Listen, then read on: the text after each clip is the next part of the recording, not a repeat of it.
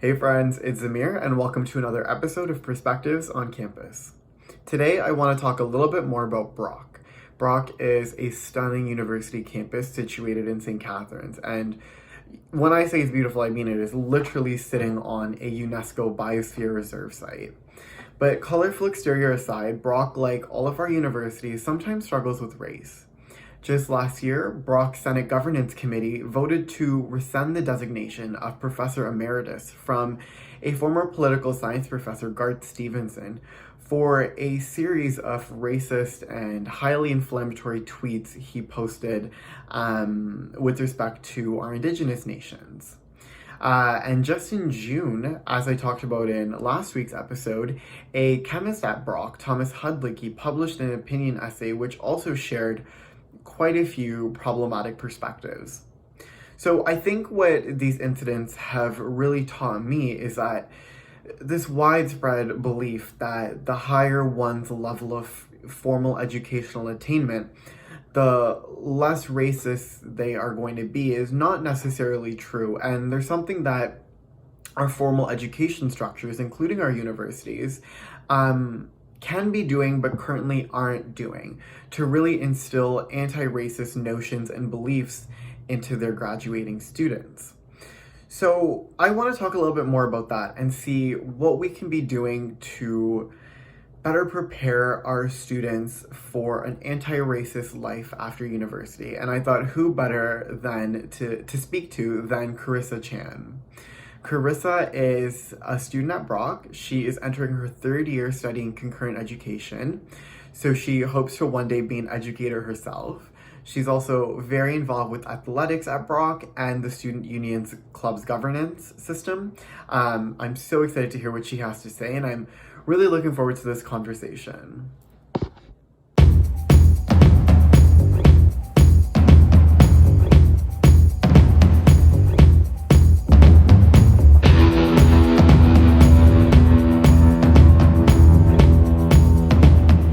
Hi, Karyssa. Thanks for joining us. Thanks for having me. How's it going? I'm good. How have you been? I'm good. I've been keeping busy, trying to stay safe, wearing my mask in public, and I also picked up rollerblading, so I'm trying to get good at that. That's like my goal right now. I love that you said wearing your mask in public so much. Yeah, it's important. We're still in a pandemic, and some people are forgetting that. So, yeah. Well, I'm so glad that you are keeping busy and wearing a mask. And I'm also so excited to have you here. We've been having some really, really insightful conversations about anti-racism on our campuses. And Yeah. I know you also bring a lot of rich perspectives. So I'm so excited to have you. Yeah, thank you. And I just want to say before we begin, I'd like to acknowledge the land we're situated on. I don't think we can talk about anti-racism without recognizing that we're living on stolen Indigenous land. So just thought I'd make that disclaimer before we start. Yes, yes, no, thank you. Um, and and so like as I mentioned earlier, you are a Brock student and you're really engaged with the community at Brock. And so I'd love to talk a little bit about what we're seeing at Brock and what you identify as things we can be doing differently. Because in recent years, Brock has done a lot in the realm of anti-racism. You guys have established a new human rights and equity office. You guys have created a new ombudsperson office. There have been significant investments into training and education amongst so many other investments. But we're still seeing instances of racism on Brock's campus. Why do you think that is? I think that there are, like you mentioned, a lot of response mechanisms, but not enough prevention from a young age. So I'm currently studying in Con Ed, so I'm studying to be a teacher. And I think that it's important that teachers are teaching the curriculum that they're supposed to teach, but also like imparting life lessons and not being afraid to have those conversations about race and some things that maybe the students don't talk about at home. So initiatives such as like ombuds and the Human Rights and Equity Office, they're great resources for those who want to learn more and who want to better their understanding of the society we're living in. But for students who have no interest in altering their perspective and who are a little bit more stubborn, these resources are just kind of offices that they can walk by and go their whole undergrad without even knowing they exist. So I think the best way to combat and reduce instances of racism on Brock's campus is through conversations had in like smaller groups, for example, smaller mandatory groups. So, for example, like seminars. In my child and youth classes, we talk a lot about race and how that is applied and how it affects the classroom. But I can almost guarantee that students who are in kinesiology or in business don't have the same conversations. And I think those need to be embedded into the fabric of Brock's culture and the curriculum, regardless of what program you're in. Yeah, and I'm in poli-sci, and every single course I've kind of had on anti-racism or Indigenous equity or our country's past has really been an elective course. And so yeah, I can see kind of the issue there in that sense. And I think the recommendations you're kind of proposing are really in line with a survey that's been all over my Facebook feed recently. And it's a survey that's calling for a mandatory anti-racism educational course for all Western students. I've been thinking a lot about this idea, and I'm not too sure yet what I kind of think. What do you think about that? I think that as a future educator, I think it's a great idea, and I think that I would want to teach a course on unlearning. So I think that it's crucial to unlearn because, like I mentioned above, there's not a lot of education surrounding racism at a young age. So future educators either have the ability to interrupt or perpetuate the cycle of racism. And I think that teachers should work towards unlearning the rigid rules and that label and categorize their students based on race within classrooms. There's been multiple studies showing like gaps in academics between like Black students and white students specifically. And so I think that the ability to unlearn can alter one's perspective and maybe reduce that gap. I think that it's not always done consciously, but it happens. And I think that what's another important thing is to have racialized educators. And I know there are a lot of arguments against racialized educators and them just being hired strictly for their race and not being necessarily as qualified as their peers. And although I do believe that we should have the best educators for our students, I think that we cannot turn a blind eye on like the importance of exposure to racism. And I truly believe that you can teach someone how to be a better teacher through workshops, like teacher conferences, all that stuff, but you can't really teach someone how to experience or what it feels like to experience racism or microaggressions or the silent weight of stereotypes that can act as a controlling factor.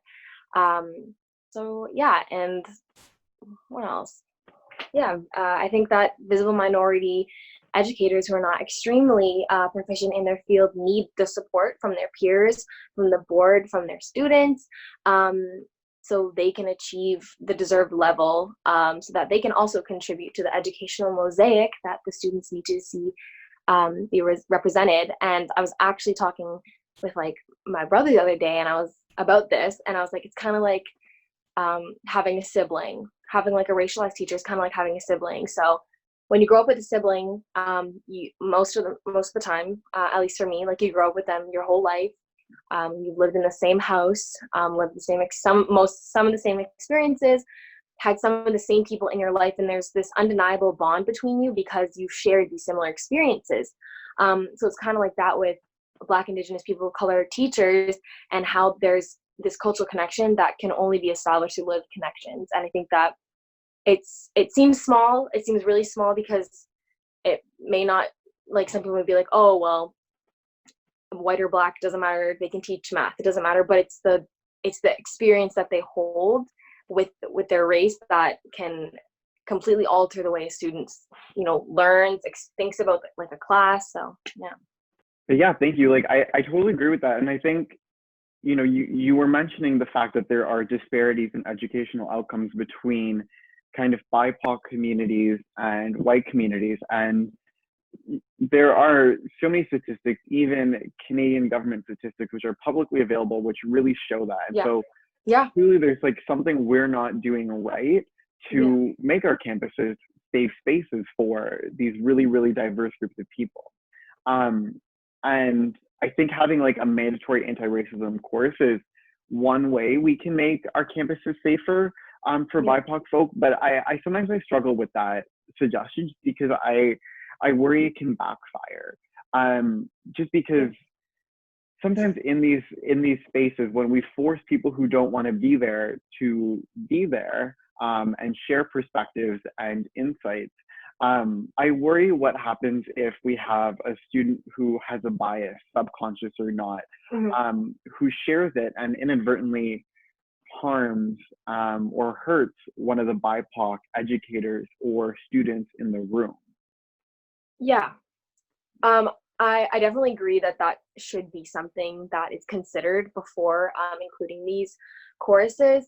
And I think that the traditional safe space model isn't really working, at least the one that I've seen in both elementary and high school and university. So yeah, just the traditional safe space model isn't working. And it's basically the idea that everyone's opinions are valid.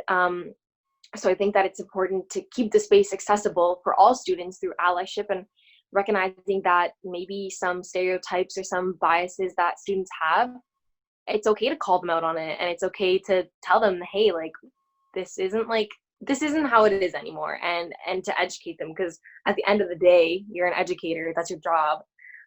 So I think that educators have to hold students accountable and inform them of the truth.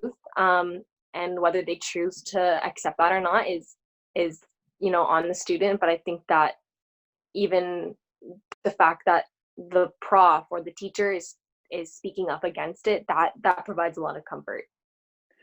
Right, and I've taken a bunch of equity and diversity and inclusion style courses that really talk about the diversity of Canada, racial inequity, so forth. And one of my biggest concerns has been in these classes, educators don't sometimes feel comfortable calling in students when they say something that might not necessarily be true.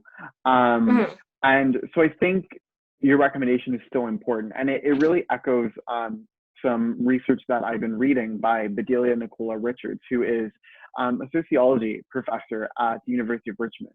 And what she's suggesting is that when we're trying to combat racism on our campuses, this safe space model is important for our racialized peers and community members, but it doesn't go far enough. And what's really important is that we start establishing like brave spaces, which are where students are able to have these sustained and authentic interracial interactions with the supports in place that would make this type of engagement effective. And I think oftentimes when educators don't feel comfortable calling a student in for a problematic perspective, we inadvertently like normalize and we legitimize having that opinion, and that is not okay. Yeah. I agree with you, and I think that these spaces, both brave and safe, can only be sustained when anti-racism policies and narratives are widespread throughout the campus. And this is not something that is going to happen overnight. Like, if a university says that they want to, make all their students feel welcome, it's a process. So I think that's important, and I think that there should be a necessity for anti-racism training for all educators and all staff members of a university, whether that be the custodian, it be the librarian, like everyone, because you're always interacting with people and you don't really get to pick. It's like not how life works. And so I also think that there should be intersectional and equitable curriculums, and small gestures as well make a big difference. So I'm doing an English major, and I found that the only time that we read novels about or like texts that are written by BIPOC authors and not white authors is when the course is focused on that, So I think that, I don't know, just be selective, and it's the small things that I think will help it's the small steps that get us there, I think. And I also wanted to mention the importance of clubs at universities. So in my second year, I worked as the BUSU Club's graphic designer. So I had the opportunity to work with a lot of clubs on their graphics, but also I sat in a couple of meetings where they were talking about, like just club related things. And I think that from my experience working with clubs and also being in a club myself, I've seen the communities and the both safe and brave spaces that these clubs can create. For example, like cultural and religious clubs. There was the development this year of the Brock Filipino Student Association. And that's one amongst many. We have the Italian Student Association, we have the Indian Student Association, like anything you can think of, we have it, or it's in the process of being ratified. And I think that these clubs allow students who have shared the same experiences to come together and to realize, oh, like there's actually a lot of people like me with a lot of things in common on this campus. And I think that it also helps it helps students develop a sense of like pride in, where they come from and who they are, because they have these allies within the clubs, and they don't feel like such an outsider. So I think that clubs are sometimes overlooked at universities, but it's an excellent way to have small conversations in little groups, and to build up that pride that sometimes we as BIPOC, individuals don't have, because we feel like we are the minority. And so yeah. And I love what you just said, because it's tying together everything that I've kind of been learning these past few weeks. Like in last week's episode, Alyssa too was telling us about how these anti-racism changes, they aren't going to happen overnight. There's something that we have to have sustained conversations about. And you're really like reinforcing that point right here, in saying that we need to continue having these conversations and so forth. And then 2 weeks ago, when I was talking to Sarah and Blessing, they were really talking about the important role our clubs can play. And I know you're heavily involved with club's life at Brock and with Busu in that respect. So I want to talk about that for a second, because one thing I think is really important to recognize is that when we talk about brave spaces on campus, that doesn't just mean like physical spaces in the classroom. We can create our own brave spaces through our club system, in our homes, in our friend groups. I think especially because in the coming weeks, a lot of us are going to be returning to school in a completely different context. It's also important to remember that we can have these brave spaces online over social media. Yeah. One thing I personally believe is all these Instagram accounts we're seeing come into fruition, UWO Minority Story, Stolen by Smith, Black at Western. These are all creating brave spaces where people are able to have these interactions and actually discuss the issues on our campus. Yeah, I agree with you. And even if they just, even if it's a post that you read and you learn something about, I think that already is a step forward. Like, I think that there's been an insane uprise in the amount of, equity and inclusivity posts that I've seen on my explore page, that I've seen my followers repost, which is amazing, because it means that the people I'm surrounding myself with care. And so I think that also has allowed, social media platforms like Instagram to be even a brave space in a way in itself, depending on, who you follow and who's following you, type of thing.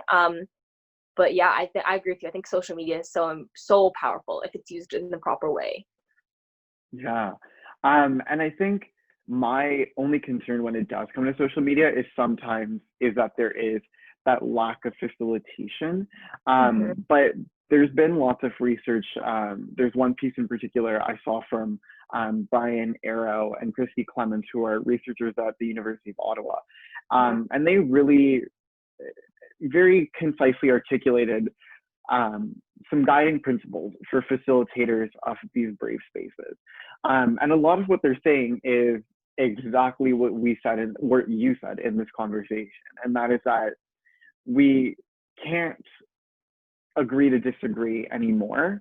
But we should, have controversy with civility, in that we honor differing values until we're able to reach a consensus. And instead of telling people don't take things personally, why don't we tell people to own up to their intentions and the implications of their actions?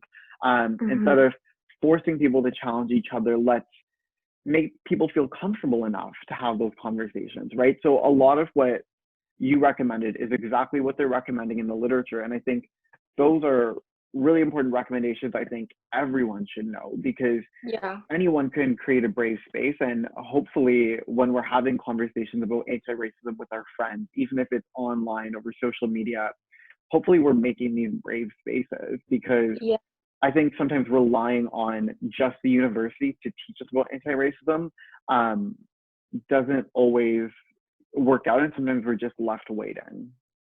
Yeah, I just quickly want to add on. So I'm currently reading White Fragility, and the author was talking, I think her name was Robin, I can't remember her last name right now, but she was talking about this like concept called of white solidarity, and it's basically how and it kind of just reminded me of like brave spaces, and she was talking about how like at dinner tables sometimes, you know, your aunt or your grandfather makes like a racist joke and everyone kind of laughs it off like awkwardly. And you know, I think that like you're saying, like we shouldn't just depend on the university, we should depend on everyone. It shouldn't just be BIPOC individuals educating people on how to end racism or how to be more inclusive. I think that it also takes, you know, white individuals educating themselves and being the voice to speak up, because at the end of the day, like they're not considered to be the minority.